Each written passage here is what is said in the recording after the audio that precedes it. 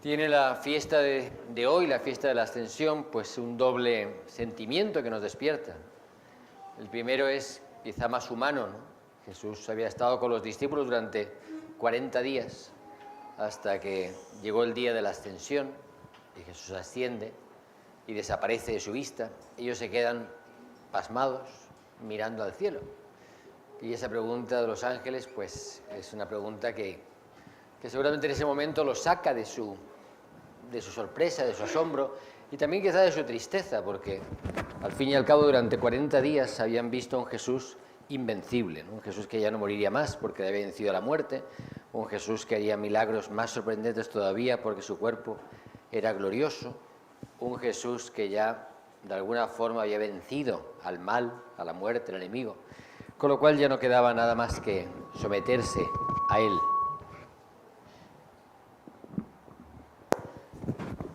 El otro mejor, ¿no?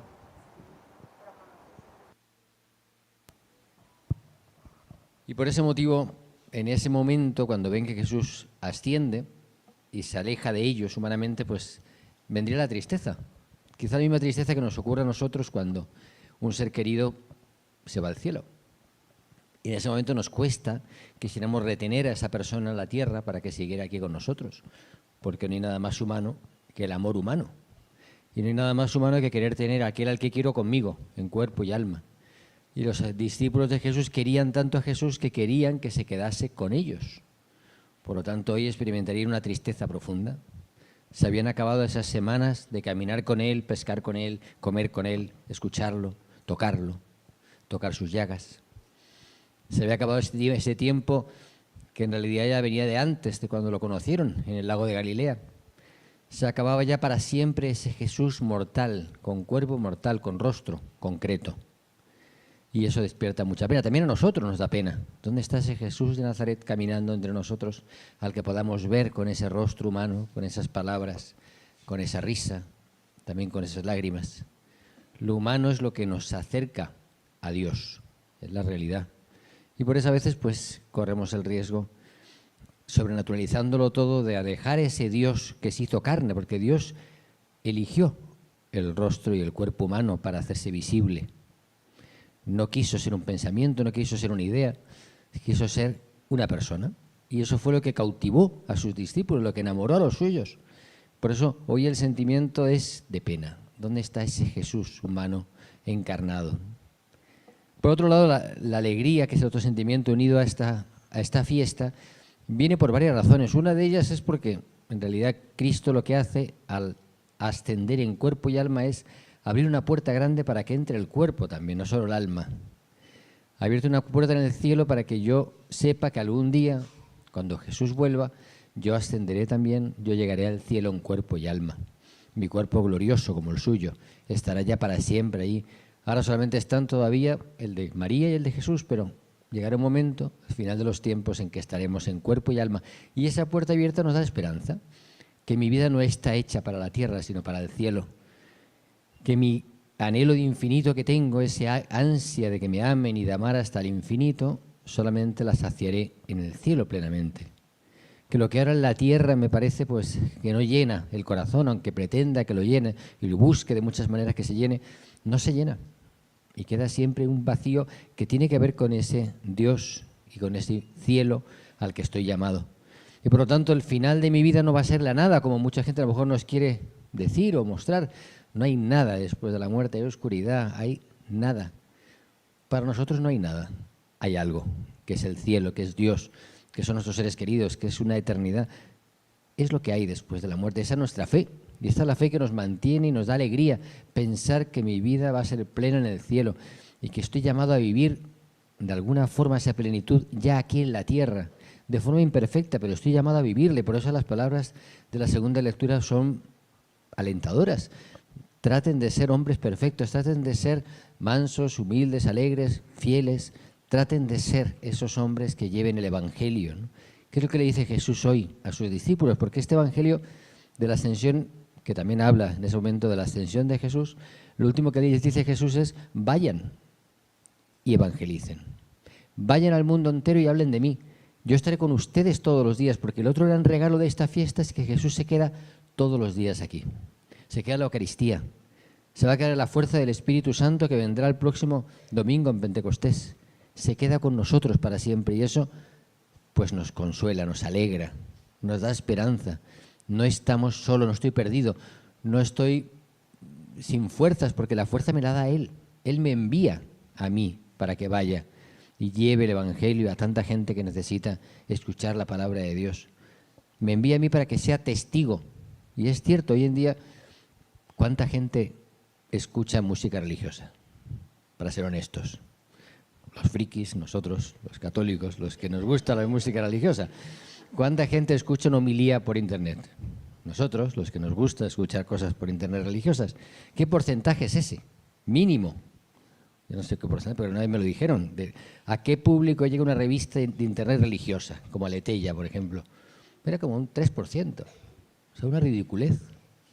Y por ese nicho de mercado se peleaban no sé cuántas páginas de internet que querían llegar al mismo público, que era ínfimo, pequeñísimo.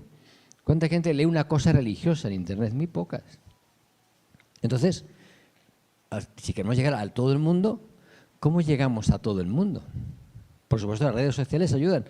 Por supuesto, ayuda la Eucaristía, claro, por supuesto, porque ahí está Cristo y Cristo llega a más lugares de los que uno piensa. Pero ¿cuál es el evangelio que lee la gente? Ustedes, no al cura. Al cura no lo leen, ni siquiera lo escuchan. Yo cuando hago el Camino de Santiago y no saben que soy cura, me escuchan. Si les dijera que soy cura, no me escuchan. Porque la realidad, al final, ¿cuál es el evangelio que uno lee?